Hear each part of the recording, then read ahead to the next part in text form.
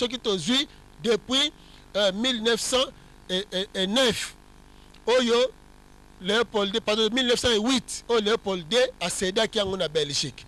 Tozala nous ete tozongi na 1885 oyo Léopold II agéraki mboka oyo lokola kitunga na ye. La Belgique nous doit.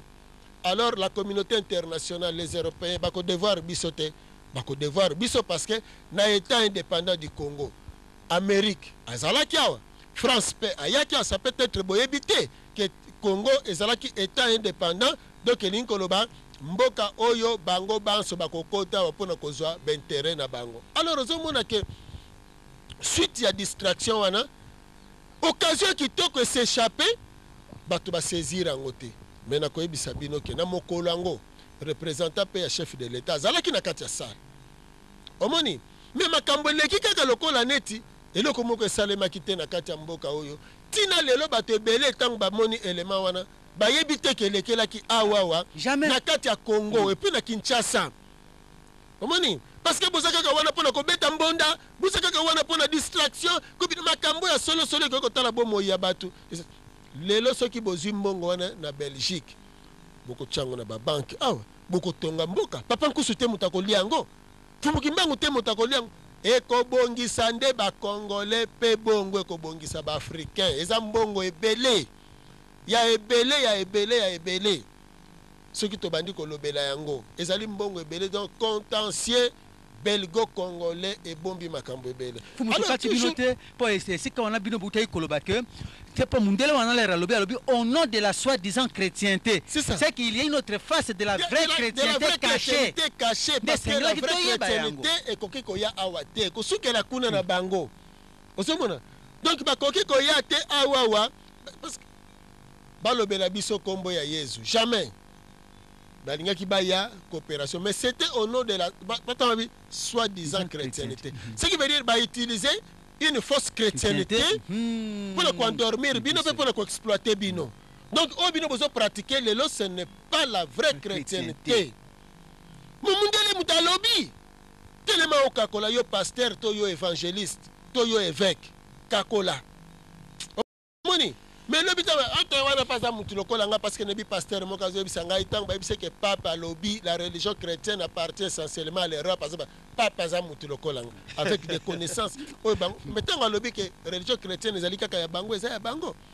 Alors lelo siko tozawa toza koloba ba congolais ba africain mindele bazole la crise et pas ina bango ekoti makasi baza komide lelo bozomona moto na Moscou moto na Russie ezotumba bango kuna canicule en Europe ba inondation en Europe donc boza distrait ya distrait batu baye basengi pardon bandimi ke bazana banyongo na bino mais bonga kibovandisa bango mais mawa na kati ya temple du centenaire lokole koma ya kolelela boke kolela botangisi ma ya misu kuna boke boleli bato be ko senga bino pardon bazo seka est-ce que bozo trouver ngo normal kaka na centenaire wana na 89 bazolela malula na stade Tata Raphaël kuna bazosala fête ya mbongo mindele baye nango pona kosilisa centenaire na yebiti tozali wapi alors toujours kaka na makambo nazo bino ke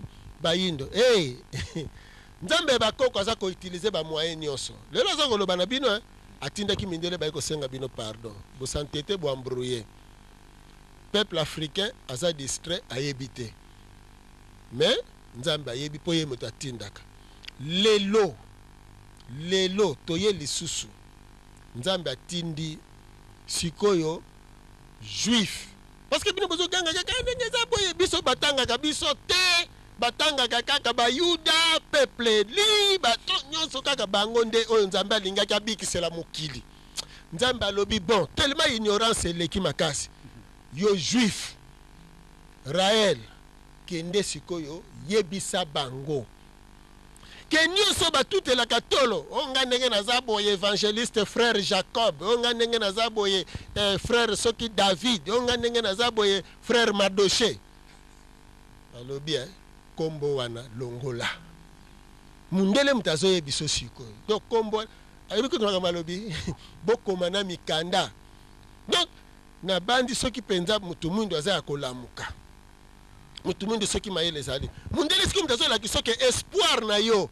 eza wapi zonga na religion na yo mundele mutu ayebi soki espoir na Jésus ezali te espoir na ba religion étrangère ezali te zonga na ba religion na bino bokoma mikanda botinda na ba église zona na ba religion nyonso bokota bo renoncer na ba non importé de ba kombo ya bapaya bo renoncer na bizaleli ya bapaya bolata identité na bino et bokozwa soutien spirituel na bino bandeko na nga tina niveau wana hein bolimbisa vraiment na lobata soso mutabota ki libata boko liyo hein vraiment tina niveau wana mais toza batu to banyama te ngulu te mutabota ki biso bongo sorti hippopotame to nani abokola biso mais toza batu siko misu vraiment bapesa bino misu wana musala nango nini tiani bovandaka liboso ya televizio bozotala nyonso nzambe azosala basala ifo bozala mitema mabe kaka parce que nzambe azosala manso Aero News bozolanda bainformation ezoleka partout bainondation bozomona baaméricain bato nyonso bazolela crise Europe eke na suka nyonso nzambe asali mituna bino kaka makasi mpo na nini mpo bino bozwa kolia boza komela alors bato mosusu baza konyokoma do bosepeli bato wana bakontinue konyokoma te bochange mpo nzambe ntango ngongana ekokaka baaméricain na baeuropéen bazalaki bagrande puissance lelo bamoni baasiatique boyebaka te ntango bino bozolanda baintere na bino égoïste nzambe akolakisa bino nyonso aza koutilize bamoyen nyonso aza koutilize ezali kaka mpona koavertir bino ke bochange bochange bochange sikoyo ake kozwela bino ndenge na utoloba wana juif wana oyo libota liponama sikoyo ye libota liponama azoyebisa bino bolanda ye. Donc il faut que aux gens de l'Afrique et aux anciens colonisés d'aider mieux, s'il vous plaît, que ce qui a été fait pour vous, parce que c'était l'aide au développement, c'était plutôt une aide au sous-développement. Il vous appartiendra à vous, population future de l'Afrique et de Kama et des États anciennement colonisés, d'aider sincèrement. Actuellement, les Africains font la queue pour émigrer dans les pays riches, en France, etc. Je vous prédis, moi, le prophète Raël, qu'un jour, les Européens feront la queue pour être acceptés comme immigrants en Afrique. J'espère, je compte sur vous pour les traiter mieux qu'ils vous traitent quand vous voulez aller en Europe. La situation est en train de se retourner, vous le voyez déjà apparaître, tout ce que je vous raconte là. Énormément de nouveaux diplômés des universités françaises, au lieu de trouver un travail en France ou aux États-Unis, reviennent au pays, reviennent en Afrique, parce qu'ils y sont mieux traités, parce qu'il n'y a pas de racisme, parce qu'ils vont pouvoir s'y développer d'une façon beaucoup plus forte en créant des entreprises en Afrique. Et les Chinois ont compris ça, qui commencent à investir massivement en Afrique. C'est extraordinaire, c'est magnifique. Augmenter ses liens avec la Chine, avec l'Inde, avec Chavez au Venezuela, et l'Afrique, très vite, va devenir un pays où les pauvres Européens vont vouloir venir essayer d'avoir du travail. À vous de les accueillir avec amour. Indépendance africaine, il est pas beau parce qu'en fait, il n'y a pas d'indépendance. Donc tout ça, c'est des mensonges, c'est tout sauf la vérité. Il n'y a pas eu vraiment d'indépendance. Il y a eu un simulacre d'indépendance, mais une véritable indépendance, c'est revenir à ce qui existait avant le colonialisme.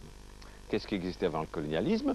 Des ethnies, des groupes qui étaient des nations, car chaque ethnie est une nation, et qui avaient des frontières totalement différentes de ce qui existe maintenant, des religions totalement différentes de ce qui existe maintenant, une culture totalement différente de ce qui existe maintenant, qu'on voit dans tous les détails, la façon de s'habiller, la façon de se coiffer, partout.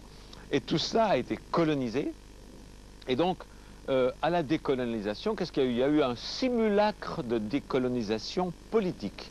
Ça veut dire que les frontières qui ont été décidées par des gens qui n'avaient jamais mis les pieds en Afrique, quelque part en Europe, qui se sont partagés comme ça, comme on partage un gâteau. Ils se sont partagés l'Afrique, Kama, en disant bah, vous les Anglais, vous aurez ça, nous les Français, on va voir ça. Ils ne sont jamais allés voir sur place et ça donne des divisions épouvantables qui créent des guerres parce que certains pays voient une ethnie au grand pouvoir faussement démocratique qui a été mis en place par les Européens et d'autres ethnies comme les Hutus et les Tutsis qui se trouvent dominés, qui se trouvent maltraités par les autres, qui sont mis au pouvoir par les Européens, et donc des génocides et des conflits terribles qui n'en finiront pas.